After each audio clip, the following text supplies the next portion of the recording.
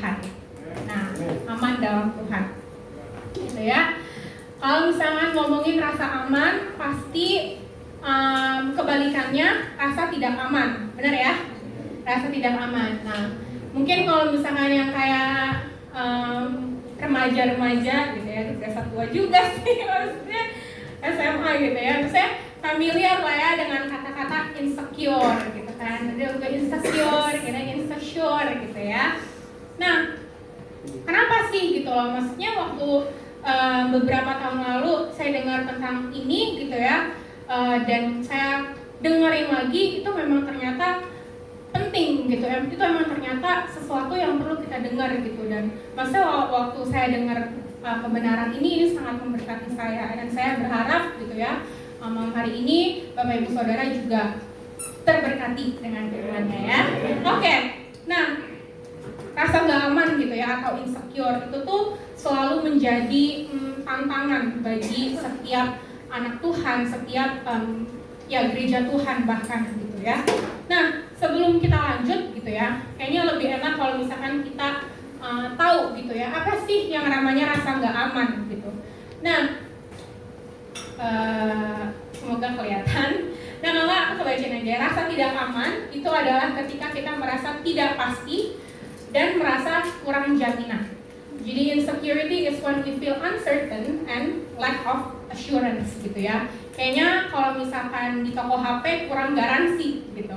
Garansinya nggak seumur hidup, tapi malah mungkin nggak ada garansinya gitu ya. Jadi dia selalu merasa kok hidupnya nggak pasti gitu ya, kok hidupnya nggak terjamin gitu, nggak ada garansinya. Nah, kebalikannya dari rasa tidak aman yaitu rasa aman ya. Tapi di sini saya lebih suka kata-kata keberanian atau confidence. Ya, jadi keberanian itu apa sih? Keberanian adalah ketika kita tahu siapa kita merasa pasti dan penuh dengan kepastian. Jadi kebalikannya. Ya, confidence is when we know who we are. Ya, we are certain dan full of assurance. Jadi kalau misalkan di toko HP mungkin garansinya seumur hidup. Ya, kalau yang tadi nggak ada garansinya. Oke. Nah, kenapa sih pakainya rasa? Kenapa sih kata-katanya pakai kata-kata confidence atau keberanian gitu? Kenapa nggak pakai kata-kata rasa aman? Karena maksudnya justru karena ini gitu ya, justru karena keberanian ini, itu tuh makanya Alkitab bilang kan di Ibrani 4 ayat 16, sebab itu marilah kita datang dengan penuh keberanian, menghampiri tata kasih karunia supaya kita menerima rahmat dan menemukan kasih karunia untuk mendapat pertolongan kita pada waktunya. Jadi ketika kita tahu siapa kita, ketika kita punya keberanian yang ada di dalam hati kita, itu yang akan mengubahkan hidup kita. Amin? Oke. Nah, pertanyaannya gitu ya, pertanyaan sejuta umat. Mungkin gitu ya, ada nggak sih di sini gitu, tante mungkin, atau misalkan kayak dede. Kalau dede kayaknya kejauhan banget ya, tapi emang udah tua sih ya, jadi ya udah lah ya. Udah saudara-saudari gitu ya, pernah nggak sih kayak ngerasa, aduh saya ini dikasihi atau enggak gitu, aduh saya ini diterima nggak sih sebenarnya di sel saya atau di keluarga saya atau mungkin di gereja ini, sebenarnya orang-orang tuh sayang nggak sih sama saya gitu. Ada yang pernah kepikiran seperti itu? Atau cuma saya doang yang pernah kepikiran? Pernah ya? Pernah. Nah, am I loved? Am I accepted? Orang-orang tuh kayak gimana sih sama saya? Nah, jadi sebenarnya ini secara nggak langsung ya pertanyaan karena kita merasa tidak aman, ya. Karena kita merasa tidak aman. Apa sih akibatnya? Gitu ya. Ini kalau misalkan generasi milenial sangat familiar juga sama kalimat ini, krisis identitas, ya. Krisis identitas. Makanya sekarang kalau misalkan lihat gitu ya, TikTok atau Instagram, makanya banyak ya yang dandanannya yang nyentrik gitu ya, yang heboh gitu ya. Apalagi kalau misalkan di Citayam Fashion Week ya, itu kayaknya semua manusia dengan segala jenisnya kayaknya ada di situ. Segala jenisnya. Oke, anyway, nah waktu saya dengar tentang rasa tidak aman gitu ya, saya nanya gitu, sebenarnya saya doang atau saya doang yang aneh karena pernah merasa tidak aman, atau gimana sih Tuhan gitu ya, karena saya pernah merasa tidak aman gitu. Nah ternyata di Alkitab pun itu ada tokoh yang juga dia merasa tidak aman ya. Nah salah satunya sore hari ini kita mau belajar dari Raja Saul. Semua tahu ya Raja Saul ya? Tahu ya, ini ceritanya kayaknya kalau misalkan di gereja anak udah khatam banget nih ya, setiap minggu pasti ada aja yang ceritain Raja Saul dan Daud. Nah, kita mau tahu sih, walaupun kita tahu gitu ya, kita sama-sama tahu Raja Saul, kita familiar sama namanya, tapi kita mau tahu, kita sama-sama mau belajar siapa sih sebenarnya Raja Saul itu. Oke, nah kita buka di 1 Samuel 9 ayat 1 sampai 2. Nah, 1 Samuel 9 ayat 1 sampai 2. Oke, nah di sini kelihatan ya Om Tante ya ini. Oke, nah karena metode 2, jadi yang pertama yang pria yang baca dan ayat yang kedua yang wanita yang baca. Oke, 1 Samuel 9 ayat 1. 1, 2, 3.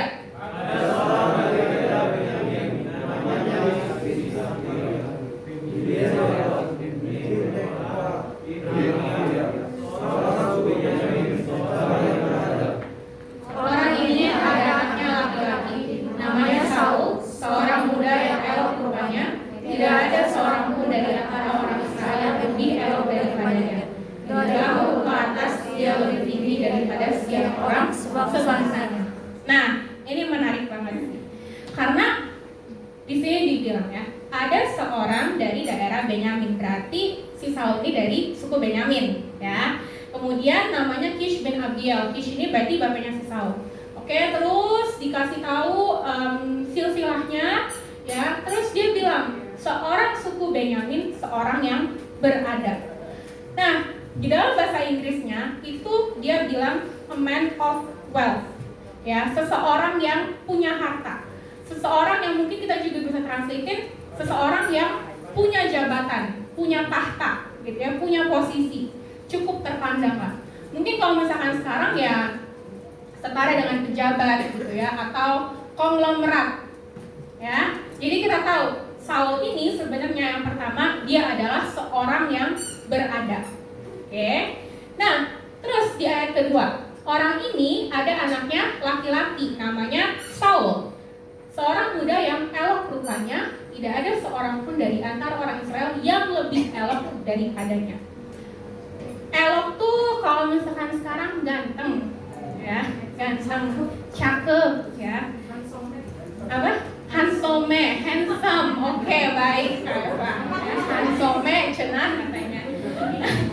Nah, jadi ya, saya mikir, oke, ini orang kalau misalkan jadi apa, menantu pembantu ya? Menantu, menantu, kayaknya ini udah idaman semua mami-mami. Ya, dia udah kaya, ya kan, punya jabatan, punya posisi, terusannya ganteng, ya kan, udah kayak ini kayaknya nanti hidupnya terjamin banget, gitu ya. Amin ya Tuhan. Oke, nah, jangan terlalu ganteng, oke, Om siap.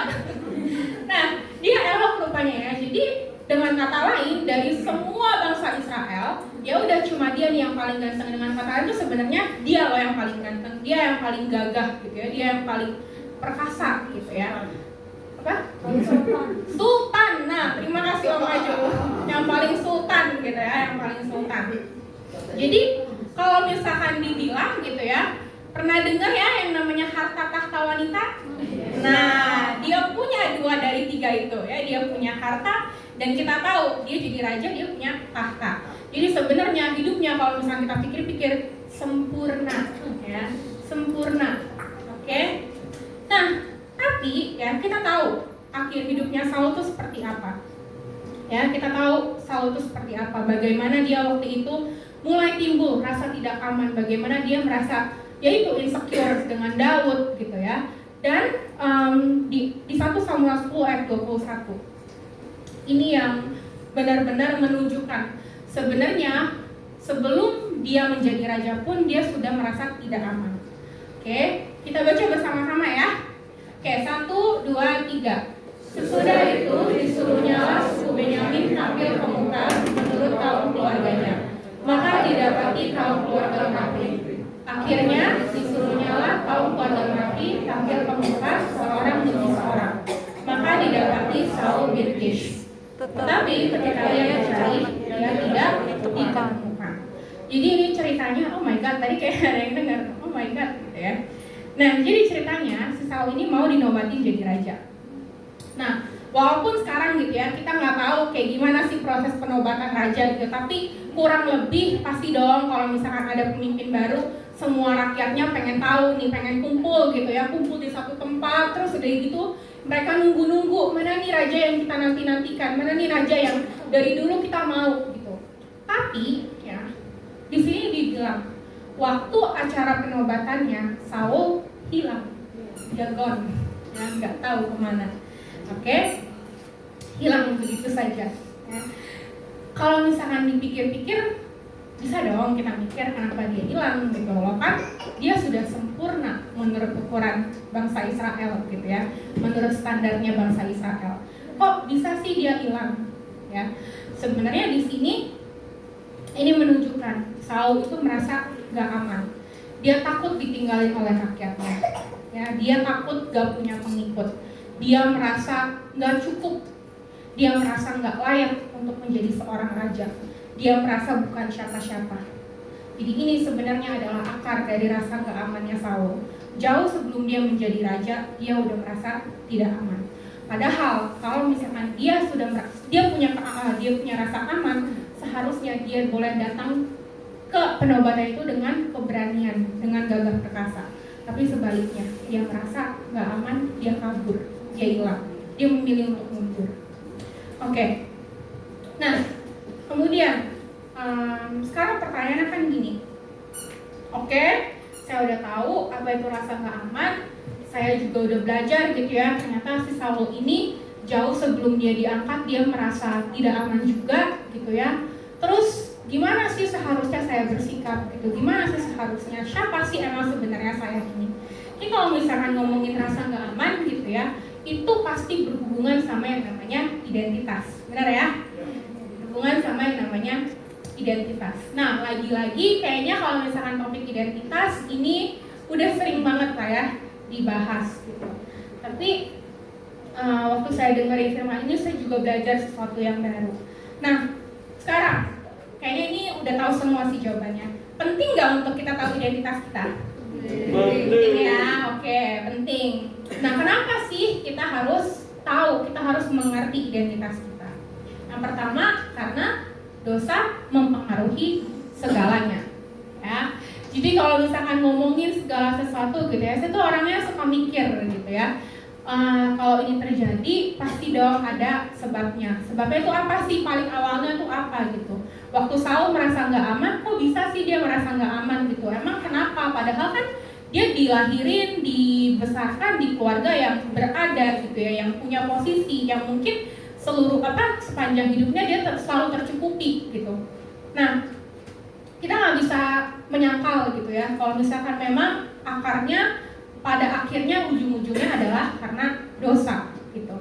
Nah, kita sama-sama tahu kalau misalkan manusia terdiri dari berapa bagian? 3 bagian. Oke, apa aja? Tubuh, jiwa, dan roh, atau roh, jiwa, dan tubuh, sama aja ya. Nah, apa itu roh?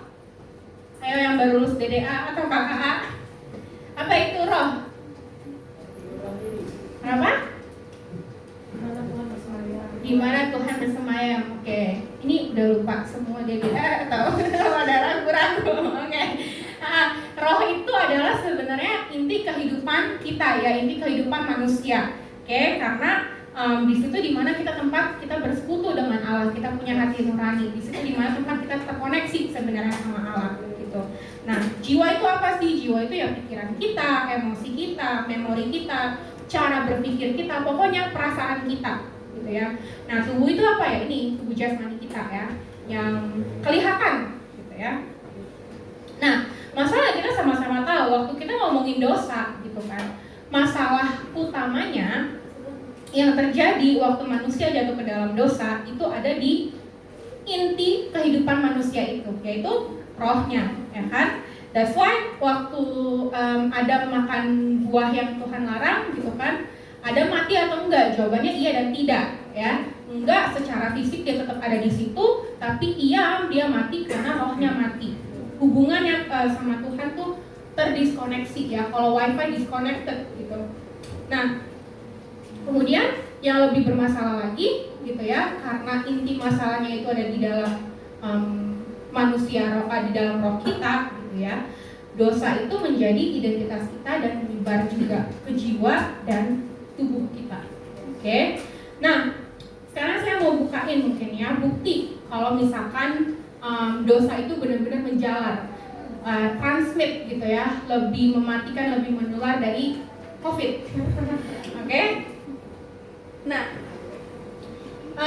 ya tahu ya waktu itu kejadiannya Adam dan Hawa jatuh ke dalam dosa, terus udah gitu diusir dari Taman Eden, dan kemudian kita tahu mereka beranak cucu, mereka harus bekerja, mereka punya Kain dan Habel. Dan kita juga tahu gitu ya, kalau misalkan kasusnya Kain dan Habel, di mana Kain membunuh Habel itu dikatakan sebagai pembunuhan pertama yang terjadi gitu. Nah sekarang harusnya kalau misalkan kita mikir, gak logis dong, kok bisa gitu. Waktu itu kan berarti kopian pertamanya Adam, terus dari itu bawahnya langsung Kain dan Habel. Berarti secara gak langsung Kain dan Habel cuma melihat Adam dan Hawa. Contoh manusianya itu cuma ya papa mama mereka, gak banyak gitu ya contohnya, belum banyak populasinya gitu. Tapi yang jadi pertanyaan, kok bisa Kain kepikiran untuk membunuh adiknya sendiri? Maksudnya gini sih, saya yakin seburuk-buruknya Adam gitu ya, pasti gak mau ngajarin Kain dan Habel itu sesuatu yang jahat. Nah, nggak mungkin dong dia ngajarin adiknya sendiri, ya udah bunuh aja gitu, kayaknya nggak masuk akal ya gitu. Jadi saya nanya, dari mana gitu kan datangnya pikiran itu, dari mana datangnya dosa itu? Ini membuktikan kalau misalkan memang dosanya itu menjalar. Yang tadinya rohnya mati, kemudian muncul pikiran untuk membunuh, dan itu timbul di pikirannya dia, di jiwanya dia. Dan kita tahu at the end waktu itu masa hidup manusia itu semakin lama semakin pendek. Adam waktu itu sekitar 900-an, kemudian Kain segala macam itu makin lama makin pendek umurnya. Jadi ini benar-benar bukti bagaimana dosa itu menjalar ke roh pertama, inti permasalahannya, kemudian ke jiwa, pikiran kita, dan yang terakhir ke tubuh kita, ke tubuh jasmani kita. Ya, kita di sini juga ada ayatnya di Roma 5 ayat 12. Sebab itu sama seperti dosa telah masuk ke dalam dunia oleh satu orang, yaitu Adam ya, dan oleh dosa itu juga maut, demikianlah maut itu telah menjalar kepada semua orang, karena semua orang telah berbuat dosa. Jadi Tuhan memang dari awal dealnya itu berurusannya sama satu orang, yaitu si Adam ini. Dan juga kematian Adam kita sama-sama tahu ya, kalau misalkan baca di Roma 5, di bawahnya juga diceritain gimana itu sebenarnya berjalan bersamaan dengan kematian Yesus. Ya, tapi di sini yang saya mau tekankan adalah karena satu orang ini, karena si Adam itu menunjukkan kalau misalkan sebenarnya dosa itu bersifat turun-temurun, bersifat generational, dan juga bersifat menjadi identitas kita, gitu ya, menjadi natur kita sebagai manusia. Oke. Nah, alasan yang kedua, kenapa sih kita perlu mengerti identitas? Seberapa penting sih memang identitas kita untuk kita pahami, gitu ya? Yang kedua, identitas itu menjadi hal pertama yang diserang oleh iblis. Ya. Nah, ketika kita lahir baru, kita tahu roh kita yang dilahirkan kembali. Benar ya? Nah, gimana terus dengan dua bagian lain di manusia kita? Jiwa kita sedang diperbaharui dan tubuh kita nanti at the end akan kita dapat yang baru gitu. Tapi masalahnya gak mungkin dong habis lahir baru kita langsung swing ke surga gitu kan. Nyatanya kan gak seperti itu, benar ya? Kalau misalkan habis RE ya udah rumput tetangga sama hijaunya, langit sama birunya gitu ya. Dan itu membuktikan kalau misalkan memang perlu proses gitu untuk jiwa kita, untuk pikiran kita ini untuk diperbaharui. Ya, karena sewaktu kita bertobat sebenarnya kalau misalkan kita sama-sama belajar gitu ya, bertobat itu katanya kan metanoia ya. Metanoia, satu arti itu berarti bertobat dari semua dosa-dosa kita lahir baru. Tapi Di dalam artian lain, di dalam bahasa Yunani, metanoia itu artinya changing one's mind. Jadi bagaimana cara berpikir kita itu diperbaharui, diubah, ya. Dan jiwa juga sebenarnya adalah penghubung gitu ya antara roh dan tubuh kita gitu. Jadi kadang tuh kita mikir gitu ya, saya keinget sih satu cerita. Waktu itu saya pernah ngobrol sama salah satu jemaat di Serpong ya. Saya ngobrol ngobrol segala macam, saya kasih tahu dia. Kemudian dia cuma bilang kayak gini, ya si Ci gitu kan, hati aku nih kayak ngerasa udah oh iya oke gitu. Tapi kayaknya aku perlu waktu deh untuk meyakinkan pikiranku gitu. Ya, ini yang kadang-kala tuh kita sebagai orang percaya gitu ya, kita kadang-kadang tuh selalu struggle-nya di sini gitu. Hati kita udah iya gitu kan, tapi waktu kita mikir lagi gitu kan, jiwa kita kayak masa sih kayak gini gitu. Jadi kayak mikir lagi terus gitu ya.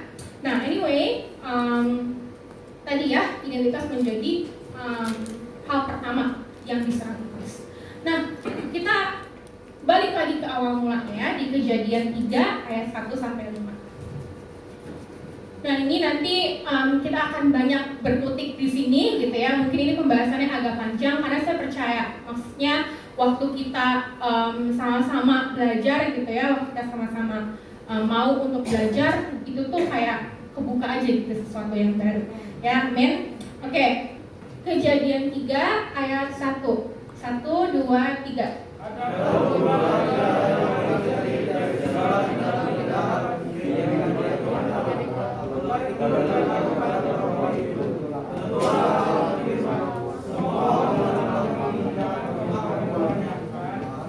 Oke, kita baca dulu ya ayat keduanya ya. Oke. Lalu sahut perempuan itu kepada ular itu, buah pohon-pohonan dalam taman ini boleh dimakan.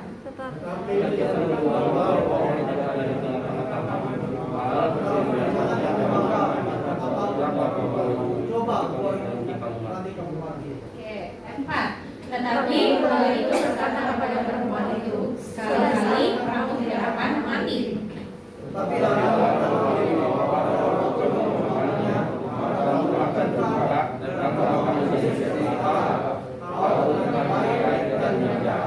Oke, nah dikit kalau kembali ke ayat 1 dikit. Oke, ya kita baca pelan-pelan lagi. Adapun ular ialah yang paling cerdik dari segala binatang di darat yang dijadikan oleh Tuhan Allah. Ular itu berkata kepada perempuan itu, tentulah Allah berfirman, semua pohon dalam taman ini jangan kamu makan buahnya. Bukan? Ada yang aneh nggak sama ini? Coba diperhatikan. Apakah ada yang aneh? Banyak. Oke, salah satunya. Apa yang aneh dari ayat ini?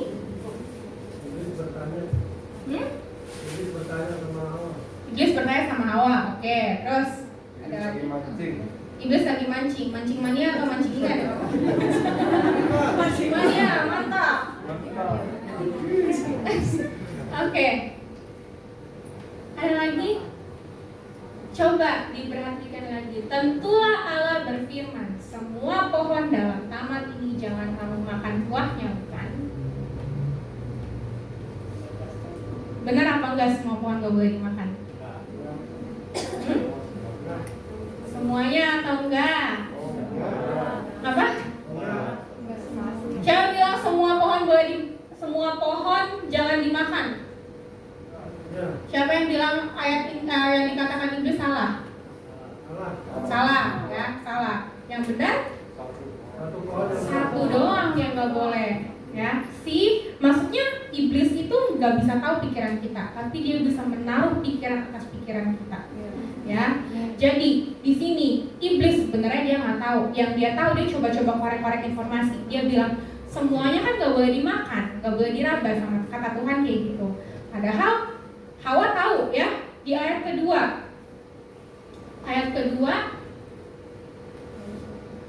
Ya, Hawa bilang buah pohon-pohonan dalam taman ini boleh kami makan, tetapi tentang buah pohon yang ada di tengah-tengah taman, Allah berfirman jangan kamu makan ataupun raba, nanti kamu mati, ya. Jadi si Hawa ini sebenarnya bilang enggak semuanya, cuma satu aja yang nggak boleh, yang itu yang di tengah-tengah, ya. Dipancing, ya, karena umpan, ya, nyantol, ya. Padahal cuma pohon pengetahuan yang baik dan jahat aja yang nggak boleh, bukan semuanya. Ya. Jadi, terus next. Tetapi ular itu berkata kepada perempuan itu, sekali-kali kamu tidak akan mati. Tetapi Allah mengetahui bahwa pada waktu kamu makannya, matamu akan terbuka dan kamu akan menjadi seperti Allah, tahu tentang yang baik dan yang jahat. Nah, jadi apa sih yang dilakukan sama si iblis ini gitu ya? Iblis kan awalnya nggak tahu ya, kalau misalkan sebenarnya bukan semuanya yang nggak boleh dimakan. Nah terus habis dia cari-cari informasi, habis dia kepoin si Hawa gitu ya, dia tahu, oh ternyata ya kan cuma satu yang nggak boleh. Nah terus apa lagi yang dilakuin? Dia putar balik kebenarannya ya. Dia bilang, kamu akan menjadi seperti Allah. Dan somehow gitu ya, maksudnya saya juga bingung sih sebagai perempuan gitu ya. Kenapa sih Hawa bisa iya-iya aja waktu itu ya. Dan tapi ini memang benar gitu loh. Jadi iblis ini dia naruh asumsi di dalam pikirannya Hawa, kemudian dia putar balik kebenarannya ya. Padahal Hawa sebenarnya tahu kalau misalkan dia sudah diciptakan serupa dan segambar dengan Allah ya.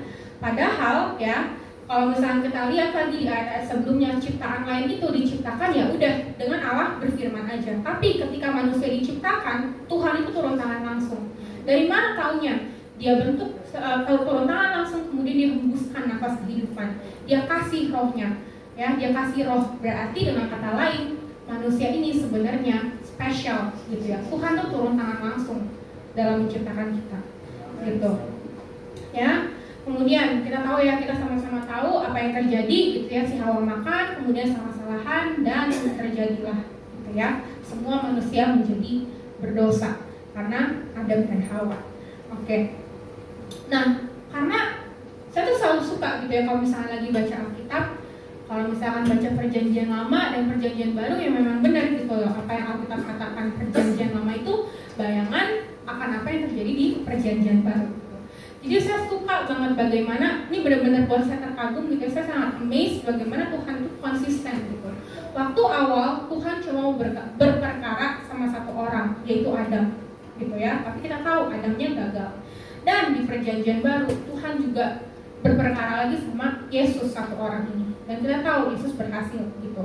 Nah, Yesus juga nggak luput dari serangan identitas gitu ya. Kalau Adam dan Hawa itu dicobai dan mereka gagal, kita tahu Yesus nggak gagal.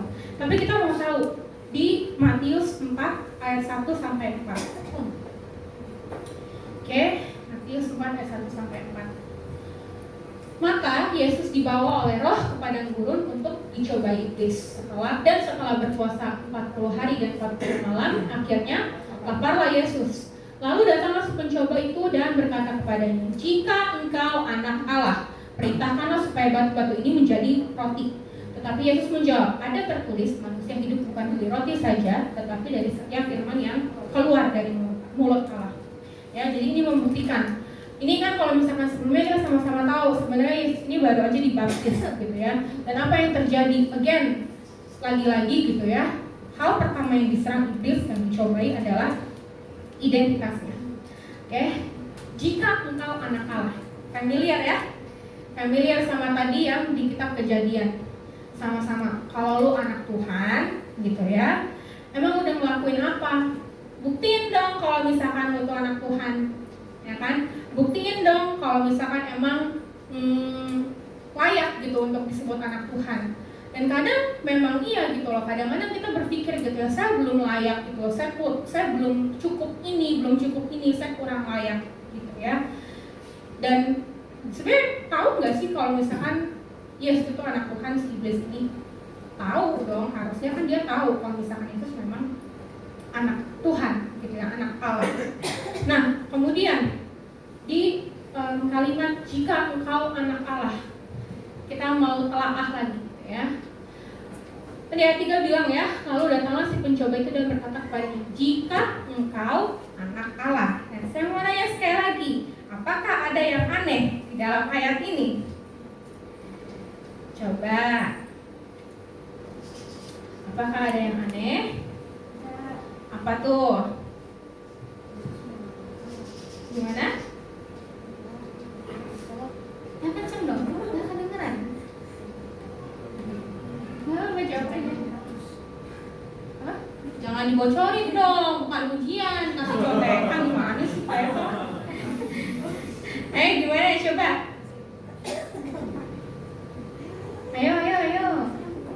Ayo Vicky, Quincy, Elsa, nanti dapat extra point. Bukan kelas ya. Oke, ayo coba. Iblis mau supaya Yesus Mengikuti dia. Oke, Iblis mau mengikuti dia gitu ya.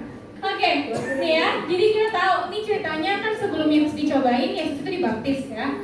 Maka datanglah Yesus dari Galilea ke Yordan kepada Yohanes untuk dibaptis olehnya. Tapi Yesus mencegah dia, katanya, akulah yang perlu dibaptis olehmu, dan engkau yang datang kepadaku. Next.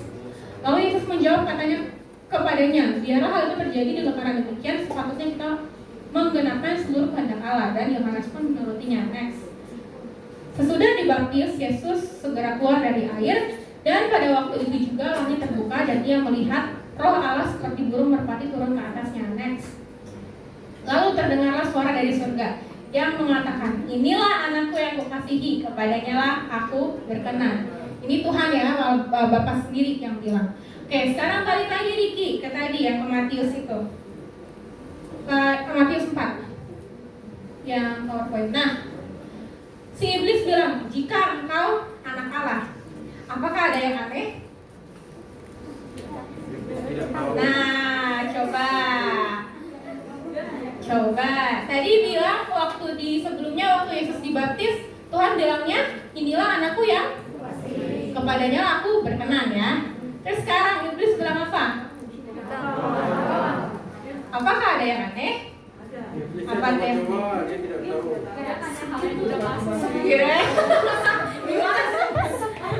Oke. Aduh. Apa? Ingin pastian. Iblisnya insecure juga. Oke. Memancing ya, memancing iman ya. Oke. Nah, sebenarnya ya, maksudnya tuh ini sih, waktu kita baca ayat ini gitu kan, ini tuh kayaknya ya selalu gitu ya kita baca gitu kan. Tapi one day saya baca gitu kan. Terus saya mikir, ya emang bener sih gitu kan, ada yang aneh gitu. Ya. Tahu apa yang aneh ya? Selain iblis maksudnya tahu kalau misalkan Yesus itu adalah anak Allah. Dia cuma bilang jika engkau anak Allah, dia hapus kata-kata kukasihi dan berkenan. Ya. Jadi itu somehow mirip gitu ya. Memang kadang-kadang bilang, oh iya sama kok gitu kan, memang iblis tahu dia anak Allah. Oh juga sama-sama dibilang jika engkau anak Allah gitu. Tapi saya yakin bukan sengaja iblis cuma motong kalimat sepenggalnya kayak gitu. Pasti dia tahu gitu. Karena fakta bahwa kita dikasihi dan kita adalah anak yang berkenan itu sangat powerful gitu. Ya. Jadi iblis lagi-lagi gitu ya, dia twist pikirannya. Ya, karena kalau misalkan kita dikasihi berarti kita punya hubungan anak dan bapak. Dan kita tahu kita dikasihi berarti Tuhan Bapa di surga punya kewajiban untuk menjawab doa kita. Amin. Nah, jadi lagi-lagi ya si iblis tapi di sini gagal untuk mencobai Yesus gitu. Karena dia tahu siapa dia gitu. Karena dia tahu dia adalah anak yang dikasihi, dia adalah anak yang berkenan. Amin. Oke. Nah, kemudian tadi ya kita sama-sama belajar kalau mengerti identitas itu penting. Kenapa? Karena satu, dosa menjalar, mempengaruhi segalanya. Kemudian yang kedua, karena memang identitas itu menjadi hal pertama yang diserang iblis. Oke? Nah, terus kita mau belajar lagi gitu ya. Oke, kalau misalkan kayak gitu, kayak gimana sih seharusnya gitu kan? Identitas saya tuh siapa sih gitu kan? Karena kalau saya merasa nggak aman gitu kan, terus jadinya gimana gitu, terus harusnya saya taunya seperti apa gitu ya. Jadi manusia roh kita itu adalah identitas yang sejati, karena dari awal yang membedakan kita dengan ciptaan lain adalah kita punya roh, nafas yang Tuhan sendiri, rohnya Tuhan gitu ya. Jadi itu yang menjadi identitas kita yang sejati, manusia roh. Oke. Nah, siapa kita di dalam Kristus ya? Di 2 Korintus 5 ayat 17, ayat yang sangat familiar buat kita untuk dengar ya. Jadi siapa yang ada di dalam Kristus, dia adalah ciptaan baru. Yang lama sudah berlalu, semuanya yang baru sudah datang. Ya, amin. Nah, ciptaan baru gitu ya. Ini tuh bukan diperbaiki, ya, bukan dibawa ke bengkel atau bukan dibawa ke tempat servis terus diketok magic gitu ya, direparasi gitu kan, barang lama casing baru, apapun itu lah ya, pokoknya yang namanya direparasi, diperbaiki gitu. Tapi sesungguhnya itu benar-benar yang baru gitu, brand new. Kalau misalnya dalam bahasa Inggris saya bilang new creation, new species ya, jadi memang benar-benar ganti yang baru gitu loh, bukan direvisi kayak skripsi ya, bukan direvisi kayak PR ya, tapi memang benar-benar baru gitu. Amin. Oke. Nah, tadi kita sama-sama belajar kalau dosa itu menyebar, mempengaruhi identitas kita sebagai pendosa. Tapi ya, walaupun dosa menyebar dan mempengaruhi roh, jiwa, dan tubuh kita, demikian juga anugerah dan kebenaran. Ya, anugerah dan kebenaran juga mengubah identitas kita ya, menjalar juga ke roh, jiwa, dan tubuh kita.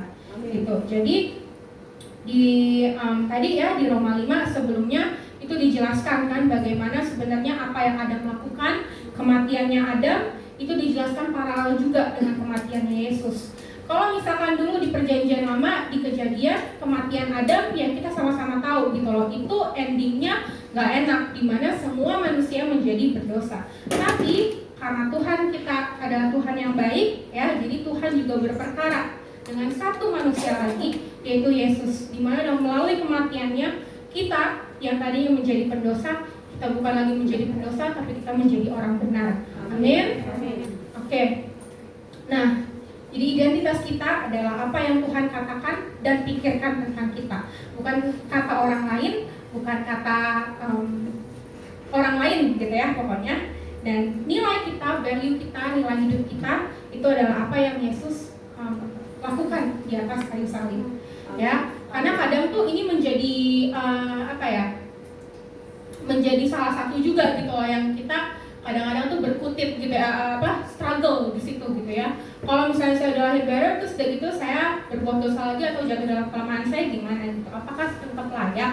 Apakah saya tetap anaknya Tuhan gitu kan? Kadang kan kita mikir gitu ya, waktu kita belum lahir baru, kita sama-sama tahu gitu. Walaupun kita belum pernah dengar gitu ya yang namanya Yesus, yang namanya kebenaran, tapi pasti di dalam hati kita tuh mau untuk menjadi seseorang yang lebih baik, benar ya? Nah, kita coba gitu ya segala macam cara, gimana caranya supaya saya bisa menjadi lebih baik, gimana pokoknya caranya supaya saya diminim-minimin gitu ya dosanya gitu. Tapi kita tahu nggak bisa kan? Ya, at the end tetap aja kita nggak bisa. Makanya kita perlu anugerah Tuhan. Gitu. Nah sekarang kalau misalkan kita aja nggak bisa untuk membatalkan apa yang Adam lakukan, membatalkan natur kita sebagai pendosa, seharusnya dengan kata lain gitu ya, sebaliknya kita juga nggak bisa membatalkan apa yang Yesus sudah lakukan di kayu salib. Jadi status kita, identitas kita sebagai orang benar itu nggak bisa dibatalkan begitu aja dengan mungkin kelemahan kita gitu ya, mungkin dengan shortcomings kita gitu. Jadi kelemahan kita tidak bisa membatalkan identitas kita. Identitas kita adalah sebagai orang benar, identitas kita adalah sebagai anaknya, dan identitas kita itu sifatnya diberikan gitu ya, bukan kita coba segala macam cara untuk diperoleh. Ya, amin. Oke. Nah, yang kedua, siapa sih kita di dalam Kristus gitu ya? Di Efesus 1 ayat 4 sampai 5. Oke. Next. Efesus 1 ayat 4 sampai 5. Oke. Sebab di dalam Dia Allah telah memilih kita sebelum dunia dijadikan, supaya kita kudus dan tak bercacat di hadapan-Nya. Jadi secara jelas gitu ya, Tuhan tuh di sini udah bilang kalau misalkan Tuhan kasih identitas kita sebagai anak yang dikasihi. Kita buka lagi satu ayat lagi sebelum lanjut, di Galatia 4 ayat 5 sampai 6. Oke.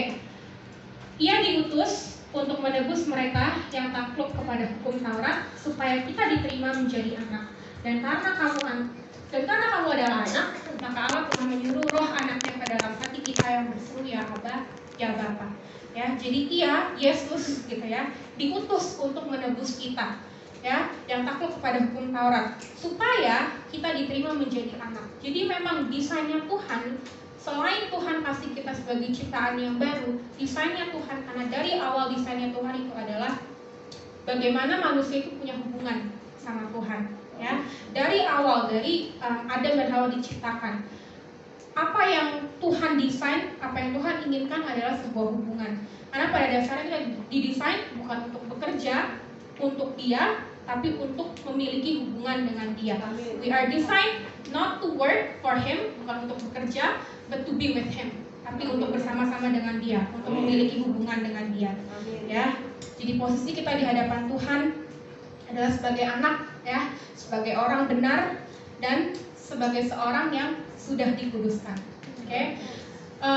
Tadi ya dari 2 poin itu, mengerti identitas itu sangat-sangat penting gitu ya, karena waktu kita tahu identitas kita, waktu kita mengerti identitas kita dan posisi kita, itu akan mengubah segalanya. Itu akan mengubah cara berpikir kita, itu akan mengubah cara kita berdoa gitu ya, itu akan mengubah bagaimana kita berjalan dari kemuliaan sampai kemuliaan ya. Dan kadang kan kita tahu gitu ya, tapi Tuhan gitu kan, saya kayaknya merasa belum cukup ini, belum cukup itu gitu ya, saya masih punya kesalahan gitu.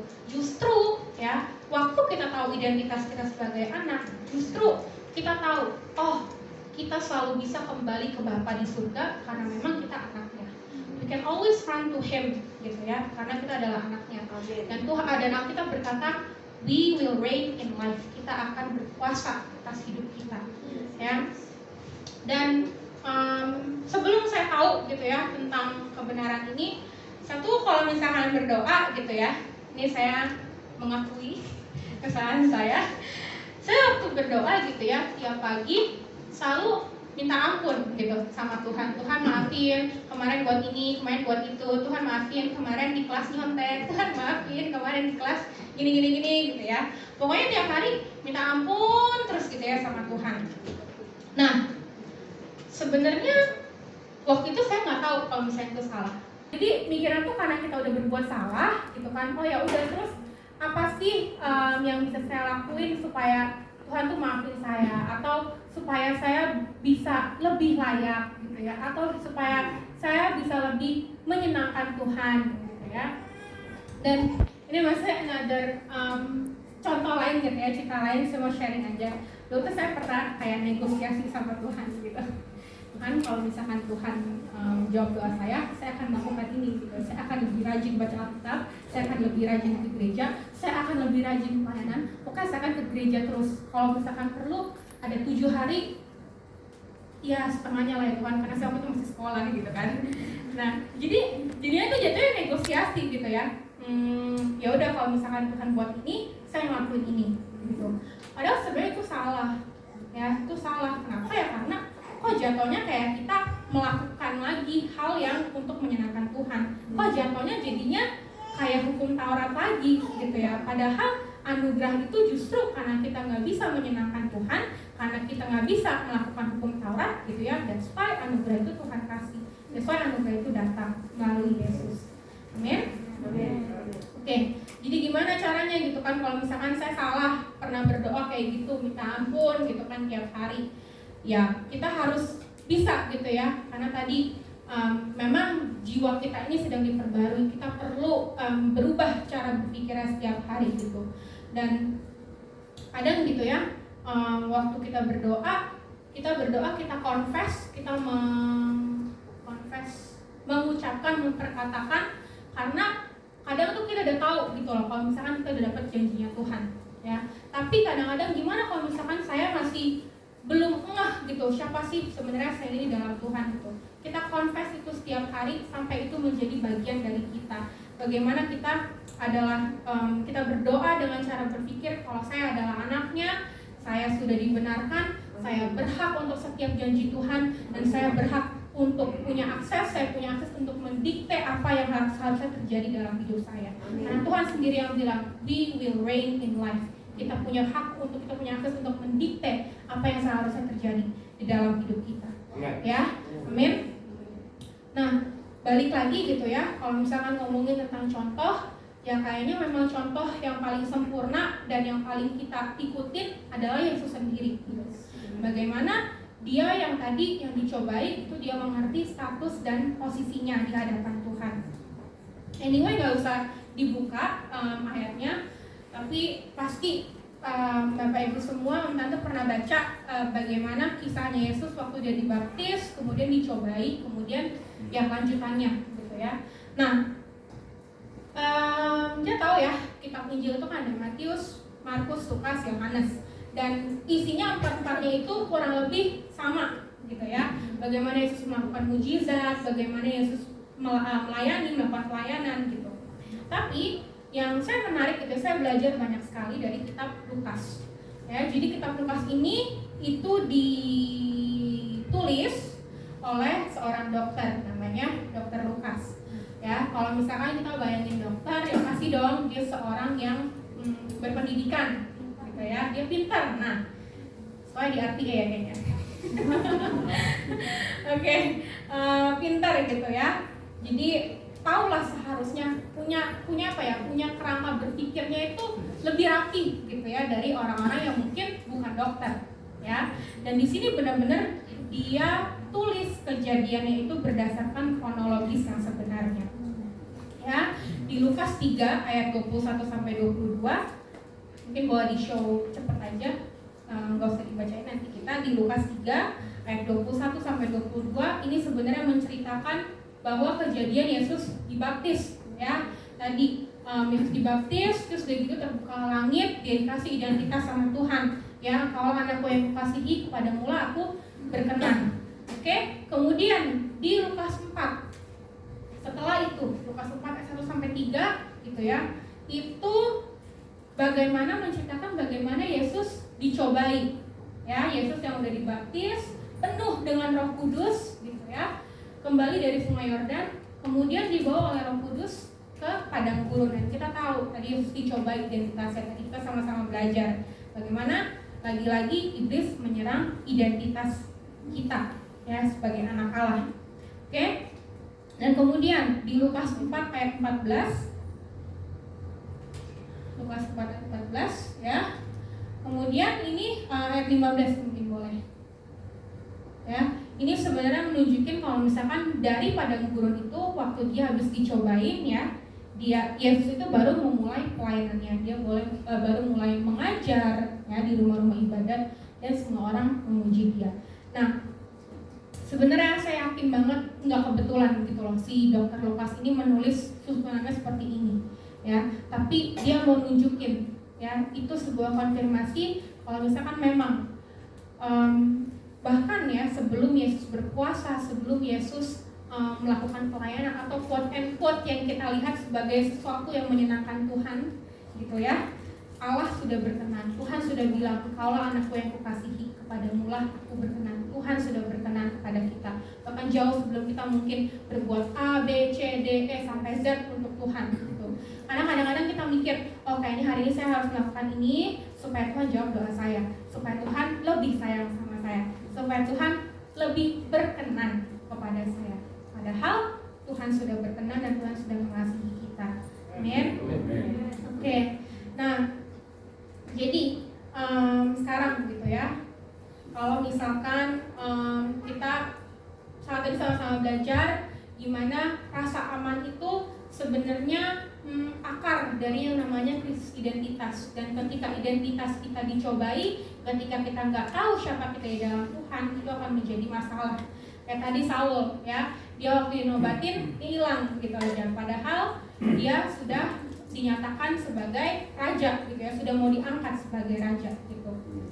Nah, sekarang pertanyaannya gitu ya, kalau misalkan saya pernah merasa tidak aman gitu, saya pernah merasa saya belum cukup layak atau saya belum menyenangkan Tuhan, masih punya pikiran seperti itu, apa yang harus saya lakukan? Pasti kan pertanyaan kayak gitu ya, saya harus ngapain gitu. Kita harus bertobat dari pikiran-pikiran kita yang seperti itu. Karena again, masalahnya bukan di dalam roh kita lagi gitu. Karena kan posisinya sudah beda. Ya. Masalahnya ada di pikiran kita. Pikiran kita ini yang perlu diperbaharui. Oke? Dan By the way, Tante, aku waktu dengar khotbah ini sebenarnya waktu itu kalau Tante ingat 2018 pernah juga sharing tentang ini dan aku belajar sesuatu gitu ya tentang hal ini. Nah, mungkin kalau misalkan Tante semuanya pernah ingat, Tante pernah share ini. Jadi kita tuh mau menjadi, kan tadi udah bilang ya, identitas yang seperti apa gitu kan. Kalau misalkan pasti dong Tuhan kasih kita contoh, Tuhan kasih kita guideline-nya gitu ya. Contohnya itu seperti apa. Nah, kita buka sama-sama di Yesaya 61 sampai 3. Kayaknya pakai easy worship aja di sini, kecil deh.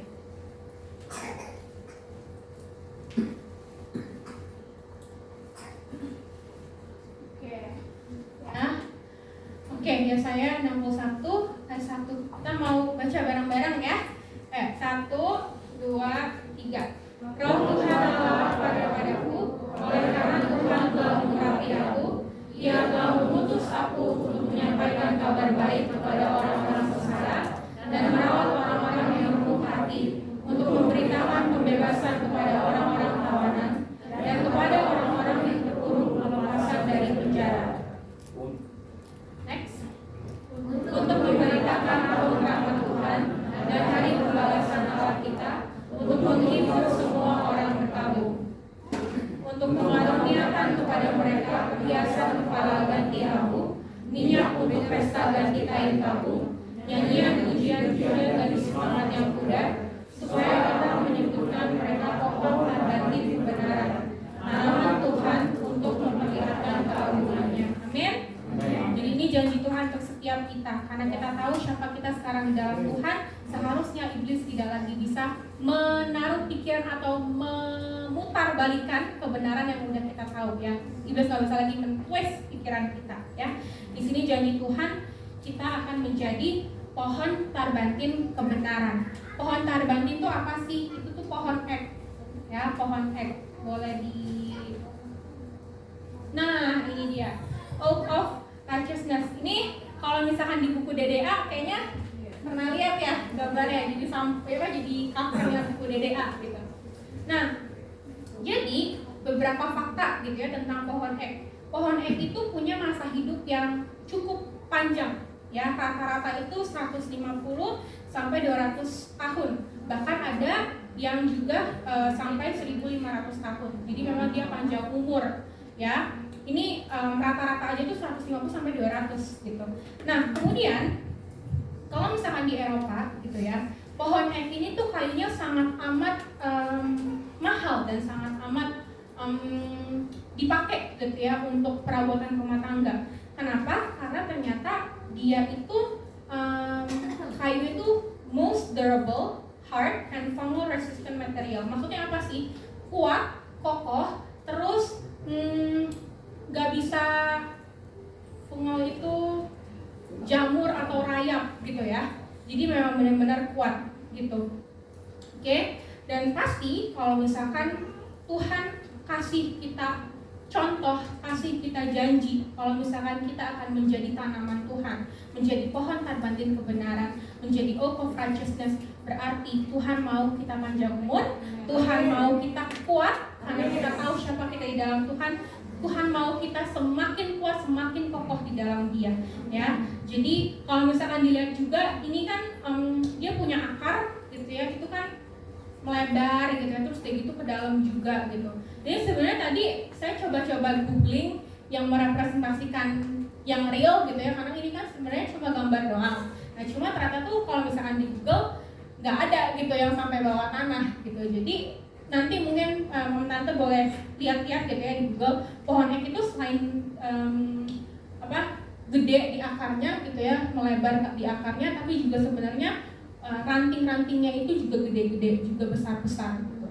Jadi dia punya sistem perakaran yang kuat, yang kokoh gitu ya, endurance yang kokoh, dan ini membuktikan kalau misalkan kita tahu kita punya akar yang kuat di dalam Tuhan, kita tahu identitas kita yang benar di dalam Tuhan, itu sebagai orang benar kita bisa menjadi pohon tarbantin kebenaran ini. Amin. Amin.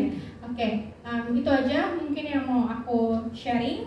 Mungkin nggak panjang-panjang, ya.